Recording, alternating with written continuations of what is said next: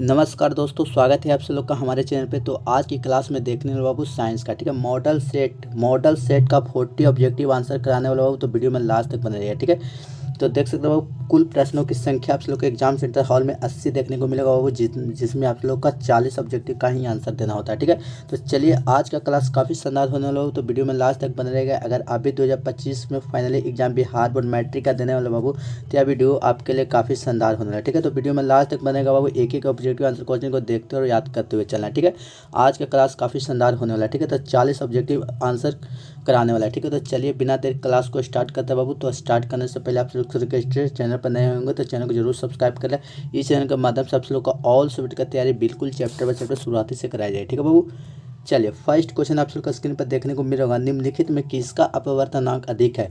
कह रहा बाबू, इनमें से किसका अपवर्तनांक अधिक है बाबू? आप लोग ऑप्शन ए हवा, ऑप्शन बी हीरा, ऑप्शन सी शीशा, ऑप्शन डी जल। तो सभी बच्चों लोग इसका राइट आंसर याद रखिए, ऑप्शन नंबर बी हो जाएगा, हीरा का, ठीक है। निम्नलिखित में से किसका अपवर्तनांक अधिक है बाबू? तो हीरा का है, ऑप्शन नंबर यहाँ से बी राइट आंसर हो जाएगा, ठीक है। चलिए, अगला प्रश्न बाबू, आपतल दर्पण का फोकस दूरी होती है, तो आपतल दर्पण की फोकस दूरी क्या होती है बाबू? तो ऋणात्मक हो जाती है, ऑप्शन नंबर यहाँ से ए बिल्कुल राइट आंसर हो जाए, ठीक है। और अवतल दर्पण की फोकस दूरी होती है बाबू, ऋणात्मक हो जाती है, ऑप्शन नंबर यहाँ से ए राइट आंसर हो जाए, ठीक है। चलिए, अगला प्रश्न बाबू, किसी लेंस में मुख्यतः फोकस की संख्या कितनी होती है? किसी लेंस की में मुख्यतः फोकस की संख्या कितनी होती है बाबू? तो सभी बच्चों लोग याद रखिएगा, 3 नंबर का राइट आंसर ऑप्शन नंबर 2, ठीक है, 2 है, ठीक है। ऑप्शन नंबर यहाँ से बी क्या हो जाएगा बाबू? बिल्कुल राइट आंसर हो जाए, ठीक है। चलिए, अगला प्रश्न बाबू, दाढ़ी बनाने में कौन सा दर्पण का उपयोग होता है? दाढ़ी बनाने में कौन सा दर्पण का उपयोग होता है बाबू? तो 4 नंबर का राइट आंसर हो जाएगा, ऑप्शन नंबर बी अवतल दर्पण का ही उपयोग होता है, ऑप्शन नंबर यहाँ से बी क्या हो जाएगा बाबू? राइट आंसर हो जाएगा, ठीक है। चलिए, अगला प्रश्न बाबू, अवतल दर्पण की फोकस दूरी एफ एवं उसकी वक्रता त्रिज्या आर के बीच संबंध है। ये दोनों के बीच की संबंध क्या है बाबू? अवतल दर्पण की फोकस दूरी एफ एवं उसकी वक्रता त्रिज्या आर के बीच की संबंध है। तो सभी बच्चों लोग याद रखिएगा, एफ बराबर R/2 है, ठीक है। ऑप्शन नंबर यहाँ से सी क्या हो जाएगा? बिल्कुल राइट आंसर हो जाएगा, ठीक है। चलिए, अगला प्रश्न बाबू, निम्नलिखित में से किस लेंस में अभिसारी लेंस है? निम्नलिखित में से किस लेंस में अपसारी लेंस कहते हैं? कहने का मतलब है बाबू, इनमें से किस लेंस को अपसारी लेंस कहते हैं? तो सभी बच्चों लोग याद रखिए, उत्तल लेंस को ही अपसारी लेंस कहते हैं, ऑप्शन नंबर यहाँ से बी क्या हो जाएगा? हमारा राइट आंसर हो जाएगा, ठीक है। चलिए, अगला प्रश्न है, दृश्य प्रकाश में किस वन का तरंगदैर्घ्य न्यूनतम होता है? दृश्य प्रकाश में किस वन का तरंगदैर्घ्य न्यूनतम होता है बाबू? तो 7 नंबर का राइट आंसर याद रहेगा, वैगनी का, ठीक है। ऑप्शन नंबर यहाँ से बी राइट आंसर हो जाए, ठीक है। चलिए, अगला क्वेश्चन बाबू, तारों का टिमटिमाना प्रकाश के किस घटना को दर्शाता है? तारों का टिमटिमाना बाबू प्रकाश को किस घटना को दर्शाता है? तो सभी बच्चों लोग याद रखिएगा, इसका राइट आंसर प्रकाश का अपवर्तन के कारण, ठीक है। ऑप्शन नंबर यहाँ से डी क्या हो जाएगा? बिल्कुल राइट आंसर हो जाएगा, ठीक है।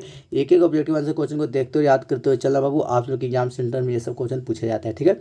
चलिए, अगला प्रश्न बाबू, निम्नलिखित में से किसमें प्रकाश की चाल सबसे अधिक होती है? इनमें से किसमें प्रकाश की चाल जो है बाबू सबसे अधिक होती है? तो सभी बच्चे लोग 9 नंबर का राइट आंसर याद रखिए, निर्वात में, ठीक है। निर्वात में बाबू ऑप्शन नंबर से सी राइट आंसर हो जाएगा, ठीक है। अगला प्रश्न बाबू, प्रकाश के अपवर्तन के कितने नियम है? तो प्रकाश के अपवर्तन के 2 नियम है बाबू, ऑप्शन नंबर यहाँ से बी राइट आंसर हो जाए, ठीक है। अपवर्तन का भी 2 नियम है, अपरावर्तन पूछ दे तो उसका भी 2 नियम है, ठीक है। प्रकाश के अपवर्तन के कितने नियम बाबू? तो 2 नियम है, ऑप्शन नंबर यहाँ से बी राइट आंसर हो जाएगा, ठीक है। चलिए, अगला प्रश्न बाबू, जल विद्युत संयंत्र किस ऊर्जा के विद्युत ऊर्जा में रूपांतरित करता है? जल विद्युत जो है बाबू संयंत्र किस ऊर्जा को विद्युत ऊर्जा में रूपांतरित करता है? तो 11 नंबर का राइट आंसर हो जाएगा बाबू, स्थितिज ऊर्जा में, ठीक है। स्थित ऊर्जा में बाबू ऑप्शन नंबर से सी राइट आंसर हो जाएगा, ठीक है।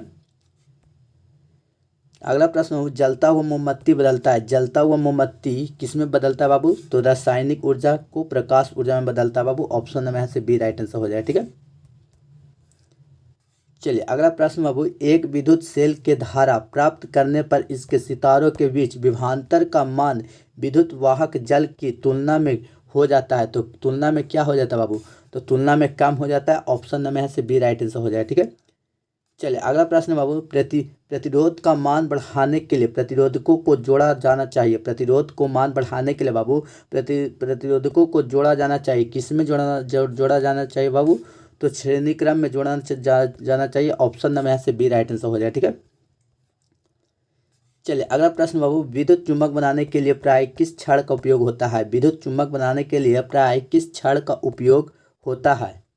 तो 15 नंबर का राइट आंसर हो जाए वो नरम लोहे का उपयोग होता है। ऑप्शन नंबर यहाँ से बी राइट आंसर हो जाएगा। ठीक है, अगला प्रश्न बाबू, उच्चतम ताप पर कौन सी प्रक्रिया पूरी की जाती है? उच्चतम ताप पर कौन सी प्रक्रिया पूरी की जाती है बाबू? तो नाभिकीय विखंडन की प्रक्रिया पर। ठीक है, ऑप्शन नंबर यहाँ से ए राइट आंसर हो जाएगा। ठीक है, चलिए नेक्स्ट प्रश्न बाबू, सौर ऊर्जा को सीधे विद्युत ऊर्जा में बदलने वाली युक्ति है। सौर ऊर्जा को सीधे विद्युत ऊर्जा में बदलने वाली युक्ति को क्या कहते हैं बाबू?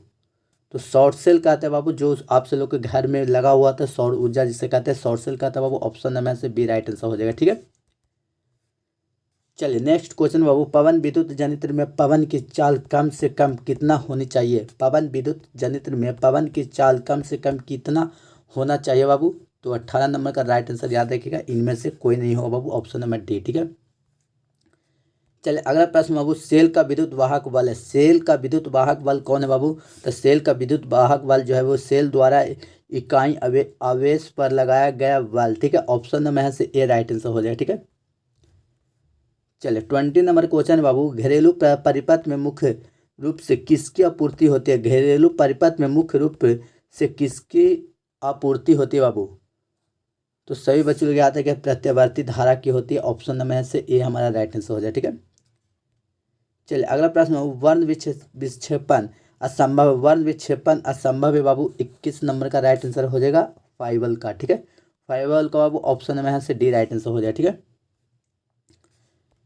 चलिए अगला प्रश्न, वायु में रखा एक कांच का प्रिज्म आपतित किरणों को मोड़ देता है। आपतित किरणों को कहाँ मोड़ देता है बाबू? 22 नंबर का राइट आंसर याद रखिए, ऑप्शन नंबर आधार की ओर। ठीक है, आधार की ओर मोड़ देता है बाबू। वायु में रखा एक कांच का प्रिज्म अपवर्तित किरणों को मोड़ देती है आधार की ओर बाबू। ऑप्शन नंबर यहाँ से डी राइट आंसर हो जाएगा। ठीक है, चलिए अगला प्रश्न बाबू, टू जीन प्लस O2 टू जीन NO किस प्रकार की अभिक्रिया है? तो 23 नंबर का राइट आंसर याद रखिए, ऑप्शन नंबर डी उपचयन। ठीक है, उपचयन बाबू option number D right answer हो जाएगा। ठीक है, अगला प्रश्न बाबू, खाने वाला सोडा का रासायनिक सूत्र क्या नाम है? खाने वाला सोडा का रासायनिक सूत्र पूछा है बाबू, तो इसका क्या नाम है? तो याद रखिएगा, ऑप्शन नंबर से ए राइट आंसर हो जाएगा। ठीक है, चलिए नेक्स्ट प्रश्न बाबू, कमरे में ताप पर द्रव अवस्था में रहने वाली धातु है।